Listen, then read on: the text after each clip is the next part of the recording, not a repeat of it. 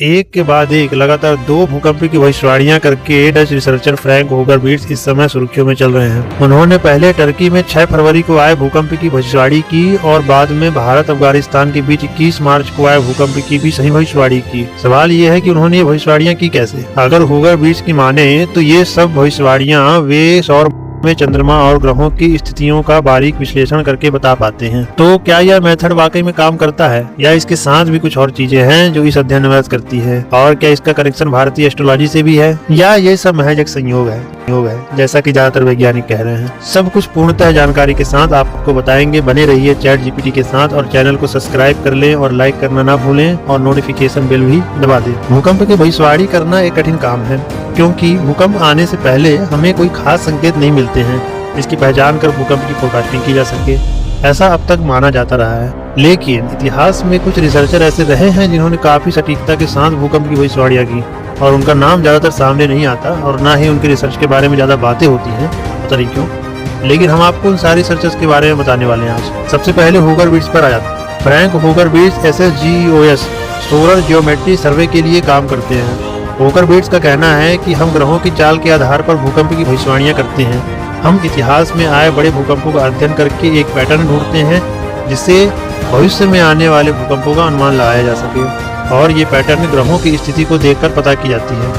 कहने का मतलब ये है कि इतिहास में आए बड़े भूकंपों के समय ग्रहों की क्या स्थितियां थी उनका ये अध्ययन करते हैं ताकि आने वाले की भविष्य में ग्रहों की वैसे ही परिस्थिति आने पर वो भूकंप की फोरकास्टिंग कर सकें। जैसे कि इस बार टर्की में 7.8 तीव्रता का भूकंप आया, तब सूरज बुध बृहस्पति का कंजंक्शन हो रहा था, साथ ही 5 फरवरी को पूर्णिमा भी था। तो ऐसा खास पैटर्न धरती पर बहुत तनाव पैदा करता है। यह वैसा ही होता है जैसा कि चंद्रमा के कारण समुद्र का पानी ऊपर नीचे आता है, जिसे हम ज्वार भाटा कहते हैं। दूसरे रिसर्चर जिन्हें इसी दिशा में काफी सफलता मिली वो थे जॉन एच नेल्सन।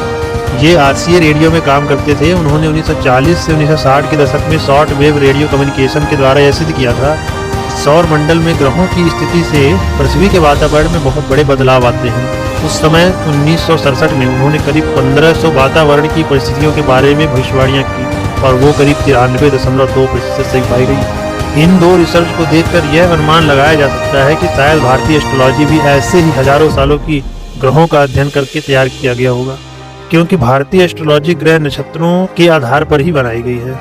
ये तो हुई ग्रहों में बदलाव से भूकंप की भविष्यवाणी की बात। अब बात करते हैं एटमॉस्फेरिक लाइट्स की, ऐसे लाइट्स की जो कि भूकंप आने से पहले हमें काफी जानकारी दे देते हैं। इससे जुड़ा रिसर्च ताइवान के एक रिसर्चर ने 1997 से 1999 के बीच किया। उन्होंने 144 भूकंपों का अध्ययन करके पाया कि जब भूकंप की तीव्रता रिएक्टर पैमाने पर 6 या उससे अधिक थी, तब एटमॉस्फेयर में इलेक्ट्रॉन की संख्या बहुत तेजी से बदलती पाई गई। यह परिवर्तन भूकंप आने के 1 से 6 दिन पहले तक देखा गया। तो इलेक्ट्रॉन की इस बढ़ती हुई संख्या से आसमान में हमें स्ट्रेंज लाइट्स देखने को मिलती हैं, जो कि नीले, ऑरेंज और सफेद कलर में होती है। इन लाइट्स को देख करके ही भूकंप के बारे में अंदाजा लगाया जाता है। ऐसे ही 23 लाइट जापान के कोबे शहर में 17 जनवरी 1995 को दिखाई दिया और बाद में 6.9 तीव्रता का भूकंप आया जिससे 5,500 लोग मारे गए। जापान में ऐसे ही लाइट्स का रिकॉर्ड 1960 से 1988 के बीच में जियोलॉजिस्ट ने तैयार करके रखा है। ऐसे लाइट्स कनाडा में भी देखने को मिले हैं। अच्छा, तो अगर आज के समय की बात करें भूकंप फोरकास्टिंग के बारे में, तो 2019 के नोबेल प्राइज नॉमिनी रह चुके वैज्ञानिक ओलेग एलिसन, जो कि फाउंडर है टेरा सेस्मिक के, उनका कहना है कि उनकी कंपनी बिल्कुल नई टेक्नोलॉजी डेवलप की है जो कि बहुत ही सटीकता के साथ आने वाले भूकंपों की जानकारी प्रदान कर सकती है।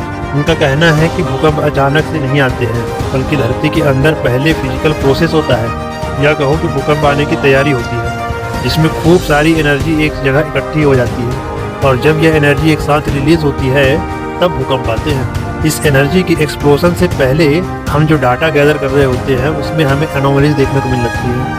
इन्हीं एनोमलीज को देख करके हम पता लगा सकते हैं कि भूकंप आने वाली है या नहीं। यह सब पहले समय में संभव नहीं था क्योंकि इतने सारे डाटा को एनालाइज करने के लिए हमें काफ़ी स्ट्रॉन्ग कंप्यूटर्स की ज़रूरत थी। आज के समय में AI और स्ट्रॉन्ग कंप्यूटर की मदद से हम ये सब कर पाते हैं। तो ये थे दोस्तों अब तक की भूकंप की भविष्यवाणी करने की दिशा में किए गए खोज। बहुत रिसर्च करने के बाद में यह वीडियो आप तक पहुंचाने में हम सफल हुए हैं। उम्मीद है आपको काफ़ी कुछ जानने को मिला होगा। अगर आपने भी कभी कोई स्ट्रेंज घटना देखी हो भूकंप के आने से पहले, जैसे कि जानवरों का व्यवहार इत्यादि, तो कमेंट में लिखकर जरूर बताएं। धन्यवाद दोस्तों वीडियो देखने के लिए। आपका दिन शुभ हो।